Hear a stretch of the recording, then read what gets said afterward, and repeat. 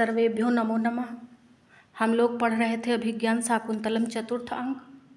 तो शकुंतला की विदाई के समय उनका श्रृंगार हो रहा है, ये हम लोग पढ़ रहे थे।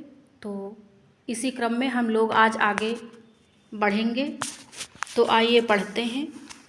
शकुंतला जाने वाम नैपुणम। शकुंतला कह रही हैं कि तुम दोनों की निपुणता को मैं जानती हूँ। किसकी? कौन दोनों? प्रियंवदा और अनुसुईया को। पिछले वीडियो में हमने बताया था कि प्रियंवदा और अनुसुईया चित्रकर्म के ज्ञान के द्वारा शकुंतला को आभूषण पहनाती हैं। तो इसी क्रम में शकुंतला कह रही हैं कि जाने वाम नैपुणम, कि आपकी निपुणता हम जानते हैं। तो यहाँ पे वाम पद आया है, इसे देख लेते हैं। वाम पद से किसका बोध है? अनुसुईया और प्रियंवदा दोनों लोगों का। तो ये जो वाम विशेषण है ये किससे संबंधित है? अनुसुईया और प्रियंवदा से। तो ये वाम कहाँ का रूप है? तो ये विशेषण है और इसका मूल प्रातिपदिक युष्मद है और ये वैकल्पिक रूप है। वाम से आशय अनुसुईया और प्रियंवदा दोनों लोगों से है। फिर है नैपुणम। नैपुणम का अर्थ है निपुणता। निपुणस्य भावः नैपुणम, निपुण धन अण। तो निपुण में कौन सा प्रत्यय है? अण प्रत्यय है। हायनांत युवादिभ्यो अण से यहाँ पर अण प्रत्यय है। अब इसको हम लोग ध्यान रखेंगे क्योंकि अण प्रत्यय कई सूत्रों से होता है। तो यहाँ पर किस सूत्र से है? हायनांत युवादिभ्यो से अण प्रत्यय, निपुण में अण प्रत्यय। फिर आगे देखते हैं आगे क्या होता है। ये ततः प्रविशति स्नानोत्तीर्णः काश्यपः।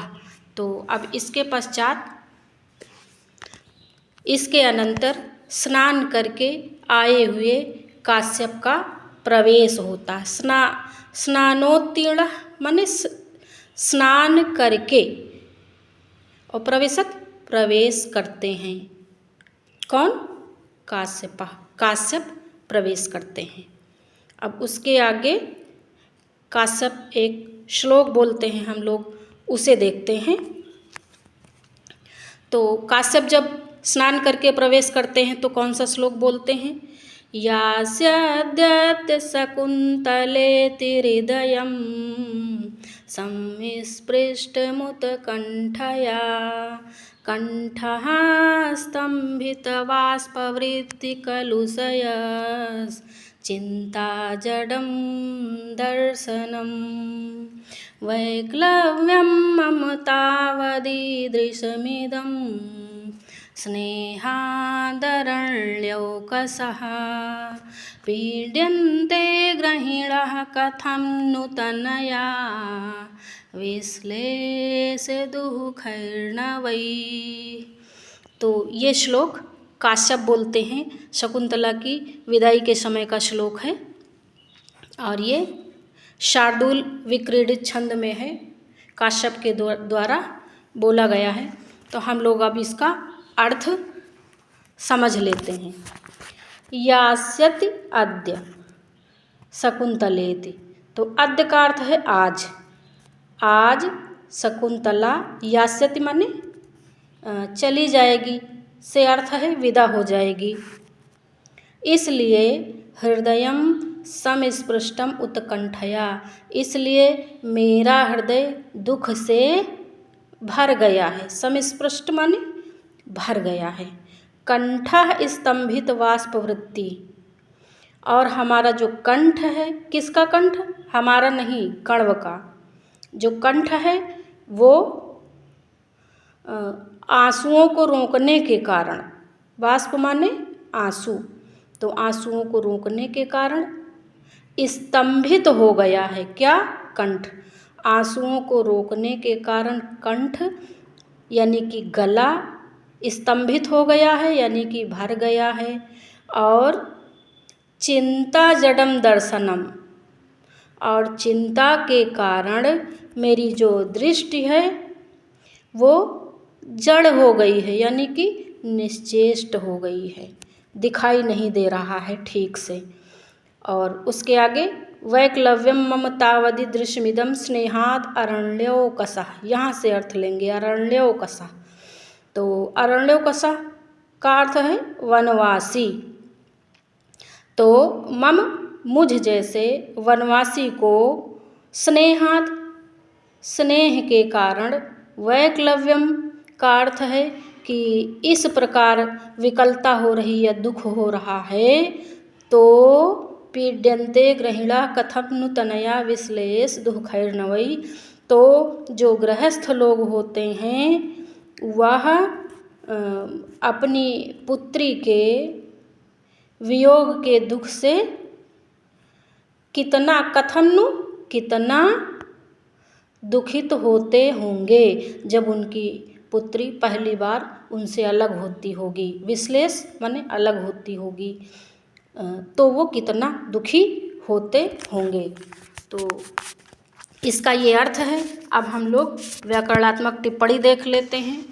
और ये बड़ा ही इम्पॉर्टेंट श्लोक है, और जो भी कण्व के द्वारा बोले गए श्लोक हैं उनके तो एक एक शब्द हमें आने चाहिए, उनके अर्थ, उनकी व्याकरणात्मक टिप्पणी और कौन सा विशेषण किसके लिए प्रयुक्त हुआ है, ये सारी बातें हमें आनी चाहिए।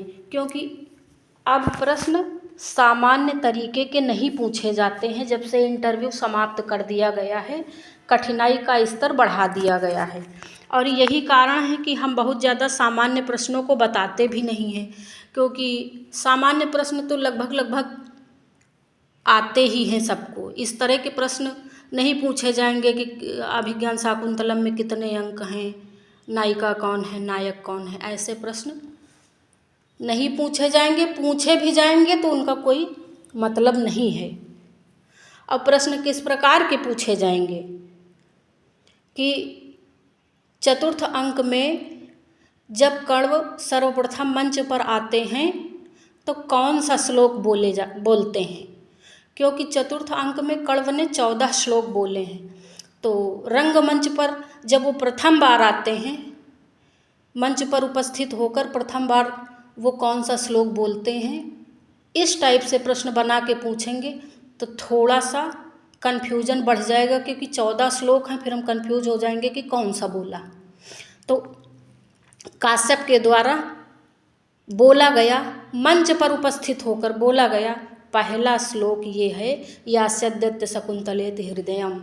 ये पहला श्लोक है उनके द्वारा मंच पर उपस्थित होकर बोलने का। इससे पहले कण्व जो भी कुछ बोले, चाहे श्लोक में या फिर ऐसे वाक्य में, तो वो सारी बातें, वो श्लोक वो मंच पर उपस्थित होकर नहीं बोले हैं। ये पहला है जिसे वो मंच पर आकर बोले हैं। तो इसकी व्याकरणात्मक टिप्पणी देख लेते हैं। इसीलिए जो भी विशेष हो उसे अच्छे से दिमाग में बैठाते हुए चलें। तो यास्यति अद्य, अद्य माने आज, और यास्यति लृट लकार प्रथम पुरुष एक वचन का रूप है, तो ये इसका अर्थ है कि जाएगी, चली जाएगी। और यास्यति धन अद्य, यास्यद्यत्य में यण संधि है। यास्यति धन अद्य, कौन सी संधि है? यण संधि है। समस्पृष्टम माने व्याप्त है, अच्छी तरह से व्याप्त है। सम धन स्पृश धन ता प्रत्यय। समस्पृष्टम में कौन सा प्रत्यय है? सम स्पृश धन कत प्रत्यय। तो इसकी व्याकरणात्मक टिप्पणी भी याद रखेंगे। उत्कंठया, ये यहाँ पे शब्द आया है उत्कंठया, माने दुख से, बड़ी ही जब कठिन वेदना होती है तो उसे दुख कहते हैं। तो जो सुख और दुख होता है उसकी परिभाषा क्या है? अनुकूल वेदनीयत्वम सुखम, प्रतिकूल वेदनीयत्वम दुखम। तो जब भी वेदना जो है बड़ी प्रतिकूल होती है तो वो दुख कहलाती है। तो इस समय जो कण्व हैं उनकी वेदना बड़ी प्रतिकूल है, इसलिए दुख है। फिर है अगला देखते हैं स्तंभित वाष्प वृत्ति कलुष। ये यहाँ पे स्तंभित वाष्प वृत्ति कलुष, तो इसका है अश्रु प्रवाह को रोकने से भरा हुआ है। क्या भरा हुआ है? कंठ यानी कि गला भरा हुआ है। किसका? कण्व का। तो इसका देख लेते हैं हम लोग समास। स्तंभित वाष्प वृत्ति में कर्मधारय समास है। स्तंभित वाष्प वृत्ति में कर्मधारय समास है। और स्तंभित वाष्प वृत्ति तया कलुषा में तत्पुरुष समास है। अच्छे से समझना, दो दो समास हैं। स्तंभित वाष्प वृत्ति में कर्मधारय समास और स्तंभित वाष्प वृत्ति तया कलुषा में तत्पुरुष समास है। चिंता जडम, ये यहाँ पे चिंता जडम, चिंतया जडम तत्पुरुष समास। दर्शनम दृश्य धन ल्युट् प्रत्यय। वैक्लव्यम विकलस्य भावः, वैक्लव्यम में स्यई प्रत्यय है। विकल धन स्यई प्रत्यय, वैक्लव्यम में विकल धन स्यई प्रत्यय। फिर है अरण्यौकसः, तो जंगल ही है जिसका घर। अरण्य माने जंगल और ओकस ओकह माने घर, तो जंगल ही है घर जिसका अर्थात वनवासी लोग। तो अरण्यौकसः कौन है? कण्व हैं, तपस्वी हैं वहाँ के, वो सब अरण्यौकसः हैं। तो अरण्यम ओकः यस्य तस्य बहुव्रीहि, तो अरण्यौकसः में कौन सा समास है? बहुव्रीहि समास है। अरण्यौकसः शब्द किससे संबंधित है? कण्व से संबंधित है। फिर है कथम नु, तो कथम नु का अर्थ है क्या ही, मतलब कि इसका तात्पर्य यह है कि क्यों नहीं, मतलब बहुत ज़्यादा। और विश्लेष, ये यहाँ पे विश्लेष चौथी लाइन में लास्ट में है। विश्लेष विश्लेष धन घई प्रत्यय, तो यहाँ पर विश्लेष में कौन सा प्रत्यय? घई प्रत्यय। और घई प्रत्यय किस अर्थ में हुआ है? भाव अर्थ में, पुल्लिंग में घई प्रत्यय का प्रयोग यहाँ पर हुआ है। किसमें? भाव अर्थ में, पुल्लिंग में घई प्रत्यय का प्रयोग हुआ है। तनया विश्लेष दुखई है, पुत्री के वियोग से दुखी, पुत्री के अलग होने से जो वियोग उत्पन्न होता है उससे दुखी। तो तनया नाम विश्लेषाद दुखम तैः तत्पुरुष समास। और यहाँ पर कौन सा अलंकार है? व्यतिरेक अलंकार है। और छंद कौन सा है? शार्दूल विक्रीडित है। कौन सा छंद? शार्दूल विक्रीडित छंद है।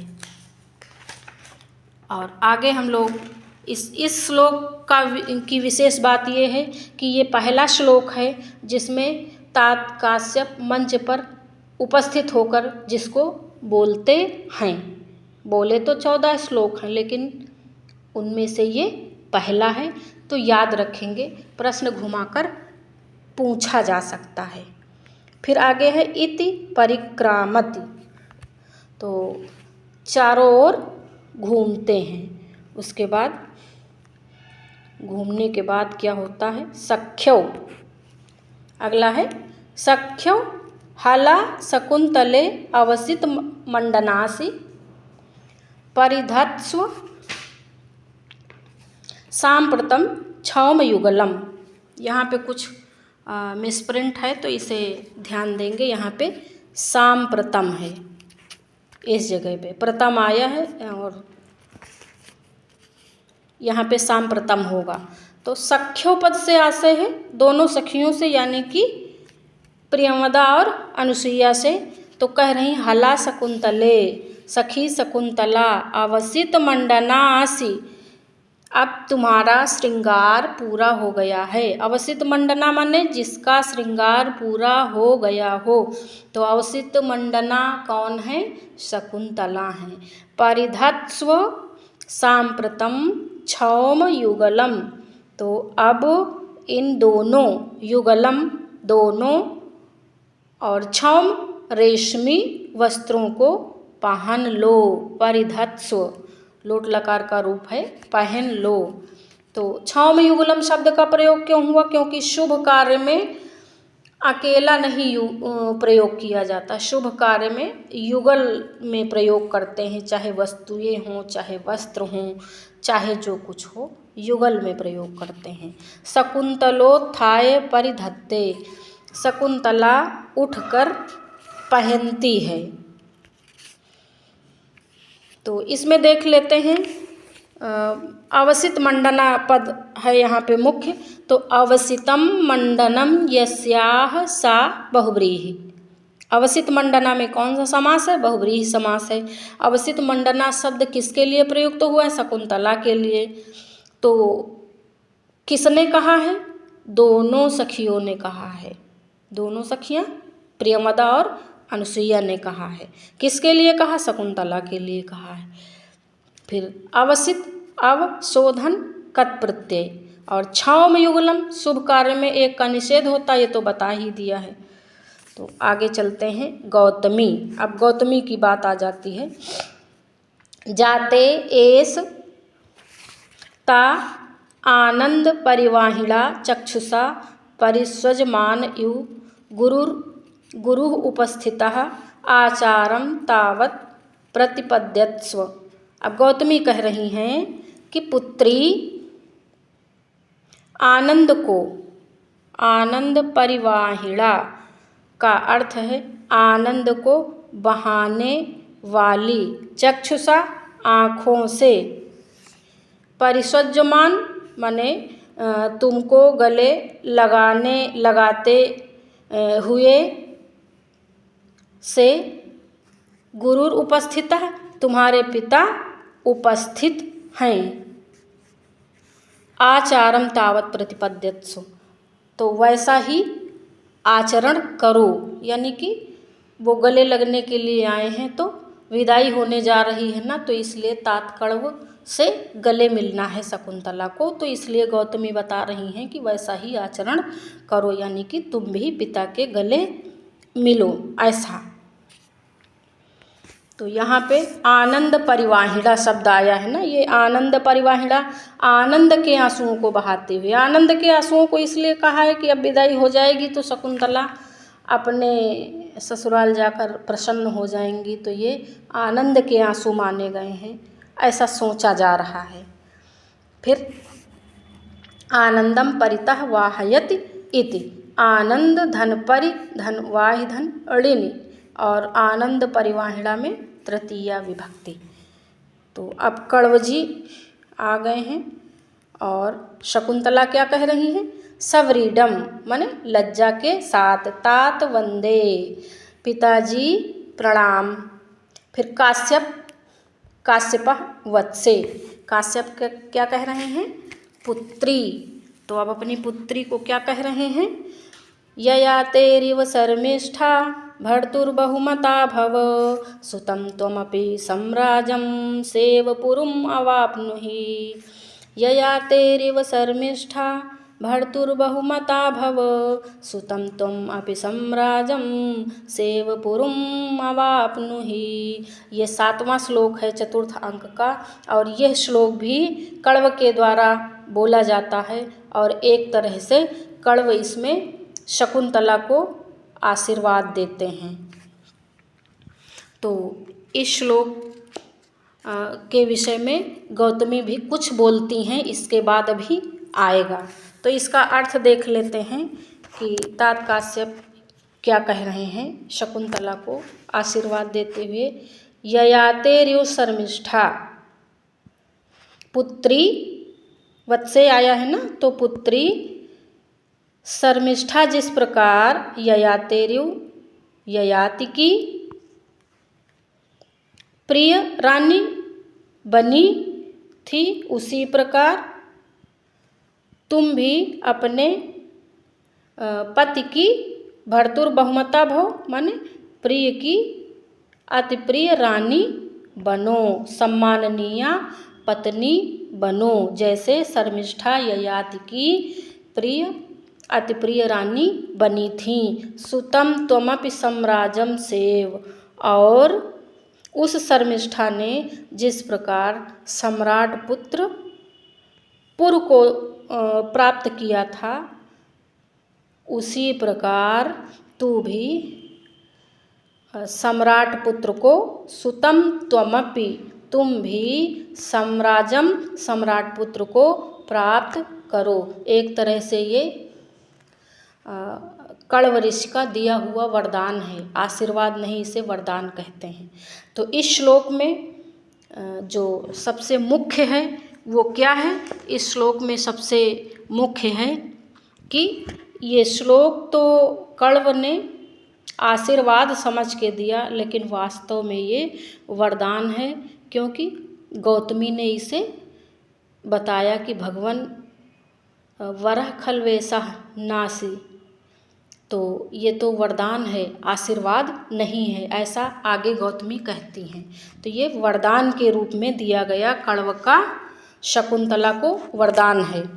और यहाँ पर ययाति से दुष्यंत की तुलना की गई है, शर्मिष्ठा से शकुंतला की, और जो पुरु से होने वाले पुत्र भरत की तुलना की गई है।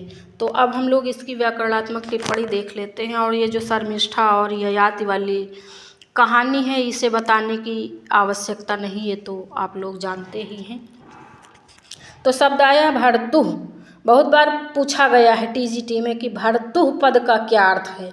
तो भर्तुः का अर्थ है पति की, पति को, माने पति को अत्यधिक जो है पति की सम्माननीय बनो। फिर है सम्राजम, ये आया है नीचे, सम्राजम सम्राजधन क्विप प्रत्यय, सम्राजम में क्विप प्रत्यय है। अवाप्नुः, ये यहाँ पे अवाप्नुः प्राप्त करो। तो इस श्लोक में उपमा अलंकार है, क्योंकि यहाँ तुलना की गई है किससे? ययाति से दुष्यंत की, शर्मिष्ठा से तुलना की गई है शकुंतला की, और पुरु से भविष्य में तुलना की गई है, जो भविष्य में अभी उत्पन्न होंगे भरत, उनकी की गई है। और छंद है इसमें श्लोक छंद है। श्लोक छंद को अनुष्टुप छंद कहते हैं, ये याद रखना। श्लोके षष्ठम गुरुगेयम सर्वत्र लघु पंचमम द्विचतुष्पादयोर ह्रस्वम सप्तम दीर्घ मन्नयोः। तो यहाँ पर अनुष्टुप छंद है। प्रत्येक चरण में 8-8 मात्राएं, 8-8 प्रत्येक पाद में 8-8 अक्षर होते हैं, वर्ण होते हैं, मात्राएं नहीं वर्ण होते हैं। आगे देखते हैं। हाँ, ये देखिए आ गया, गौतमी भगवन वरः खल्वेशः। भगवन यह वस्तुतः वर है, यानी कि वरदान है। क्या है? वरदान है। गौतमी कह रही हैं कि हे भगवान। अब यहाँ पे भगवान किसको कह रही? भगवान कण्व के लिए आया है। गौतमी कण्व को यहाँ पर भगवान कहा। भगवान से अर्थ भगवान नहीं है, भगवान का यहाँ पे अर्थ है कि कण्व पूजनीय है, इसलिए भगवान कह दिया। तो वरः खल्वेशः, यह तो वरदान है। नासीः, तो आशीर्वाद, केवल आशीर्वाद नहीं है। तो इसका मतलब जो अभी श्लोक कण्व जी बोले थे वो क्या है? वरदान है। अब काश्यपः वत्से इतः सद्यो हुताग्नीन् प्रदक्षिणी कुरुष्व। अब कण्व क्या कह रहे हैं? पुत्री, वत्से पुत्री, इतः इधर आओ, सद्यो हुताग्नीन, अभी हवन की गई। सद्यो माने अभी, हुताग्नीन यानी हवन की गई, हुत हवन, अग्नियों की प्रदक्षिणी कुरुष्व माने प्रदक्षिणा करो। सर्वे परिक्रामन्ति, सभी परिक्रमा करते हैं। परिक्रामन्ति, परिक्रमा करते हैं। तो इसमें कोई व्याकरण तो नहीं है, इसमें नहीं उतनी व्याकरण। आगे देखते हैं। काश्यपः, काश्यप ऋक् छंदसास्ते वत्से। काश्यप जो हैं वो ऋक् छंद, ऋग्वेद के छंद का आश्रय लेकर, ऋग्वेद के छंद में बना हुआ श्लोक है, तो ऋग्वेद के छंद का आश्रय लेकर श्लोक बोलते हैं। वत्से पुत्री, क्योंकि अब अग्नि की प्रदक्षिणा करा रहे हैं, इसलिए ऋग्वेद का आश्रय लेकर जो छंद बनाया है उन्होंने श्लोक, तो उसे बोल रहे हैं। अमी वेदिम परितः क्लिप्तधिष्णया समेधवन्तः प्रान्तसन्तीर्णदर्भाः अपघ्नन्तो दुरितं हव्यगन्धैर्वैतानास्त्वां वह्नयः पावयन्तु। तो ये श्लोक तात काश्यप बोलते हैं और ये श्लोक बहुत ही महत्वपूर्ण है, क्योंकि ये श्लोक वैदिक छंद से प्रेरित है, वेद के छंद से प्रेरित है। इसमें त्रिष्टुप छंद है, वैदिक छंद है त्रिष्टुप, तो इसलिए ये श्लोक महत्वपूर्ण हो जाता है, क्योंकि कालिदास जी ने वैदिक छंद का भी प्रयोग कर दिया है और त्रिष्टुप वैदिक छंद है जिसका प्रयोग यहाँ पर किया गया है, इसलिए यह श्लोक महत्वपूर्ण हो जाता है परीक्षा की दृष्टि से। तो इसका अर्थ जान लेते हैं। अमी वेदिम परितः का अर्थ है कि पुत्री, वत्से पुत्री, ये समिधाओं से प्रज्वलित, अमी वेदिम परितः समिधाओं से जो प्रज्वलित वेदी है, के चारों ओर, वेदिम परितः वेदी के चारों ओर प्रतिष्ठित, किनारे पर बिछे हुए समिधवन्तः प्रांत संतीर्ण दर्भा, उनके किनारे पर दर्भ अर्थात कुसा जो हैं बिछे हुए हैं, कुसा के जो है कुसा बिछाया गया है, किसके किनारे, वेदी के किनारे, परितः चारों ओर। और यज्ञ अग्नियाँ अपघ्नन्तो समिधवन्तः प्रांत संतीर्ण दर्भा अपघ्नन्तो दुरितम हव्यगंधैः।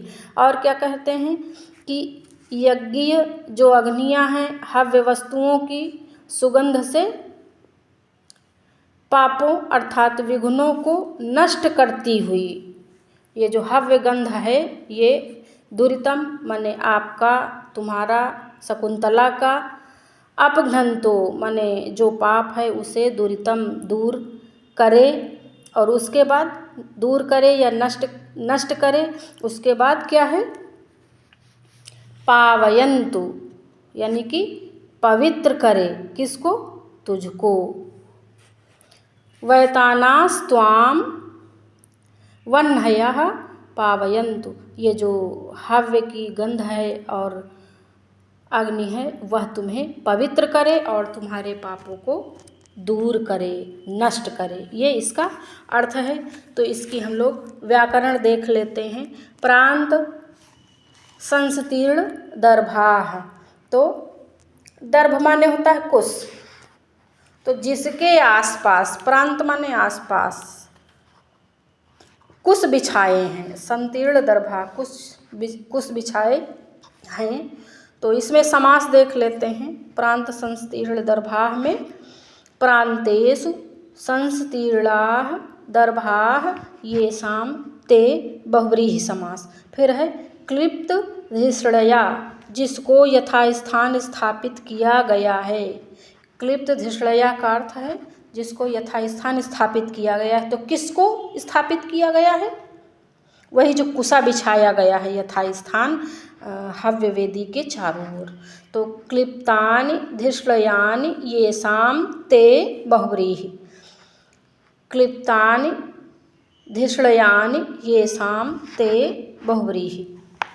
तो इसका देख लिया गया। अब समिधवन्तः, समिधवन्तः का व्याकरण देख लेते हैं।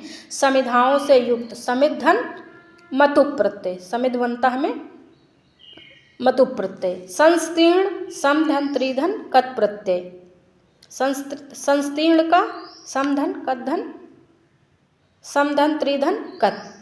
तो संस्तीर्ण का हो गया वैताना, वितान धन अण, तो वैतान में कौन सा प्रत्यय, अण प्रत्यय है। तो इस श्लोक में कौन सा छंद बताया हमने, त्रिष्टुप छंद। त्रिष्टुप कैसा छंद है, वैदिक छंद है। और त्रिष्टुप छंद के प्रत्येक पाद में 11-11 वर्ण होते हैं, यानी कि कुल कितने होते हैं? 44 होते हैं। कितने वर्ण होते हैं? कुल 44 होते हैं। ये याद रखेंगे। वैदिक छंद का प्रयोग करने के कारण ये श्लोक महत्वपूर्ण हो जाता है। और अलंकार कौन सा है? अलंकार परिकर अलंकार है, इसे याद रखना। तो इसमें और विशेष व्याकरण नहीं, बस यही है। फिर है प्रतिष्ठस्व इदानीं संदिष्टम संदृष्टिक्षेपम क्वाते सारंगरव मिश्रा, ये आया है। तो अब कह रहे हैं प्रतिष्ठस्व इदानीं, अब तुम संदृष्टि क्षेपम क्वाते सारंगरव मिश्रा। अब इधर उधर दृष्टि डाले हैं और कह रहे हैं कि सारंगरव और शारद्वत मिश्रा कहाँ हैं। अब तुम प्रतिष्ठस्व इदानीं, इस समय प्रस्थान करो। प्रतिष्ठस्व इदानीं, इस समय प्रस्थान करो। किसको कह रहे हैं प्रस्थान करो? सारंगरव मिश्रा आदि के साथ शकुंतला को। ये विदाई का अंतिम चरण चल रहा है और कण ऋषि के गले भी मिल लिया है शकुंतला ने गौतमी के संयोग से। तो विदाई का अंतिम चरण है। तो इसके आगे हम लोग अगली वीडियो में पढ़ेंगे। और वीडियो कैसा लगा हमें ज़रूर बताएं और वीडियो को अच्छे से पढ़ें, क्योंकि अब आयोग का गठन लगभग हो गया है। ये मानिए हो ही गया है। इलेक्शन के बाद पेपर जल्दी ही होगा। तो आज के लिए इतना ही। धन्यवाद।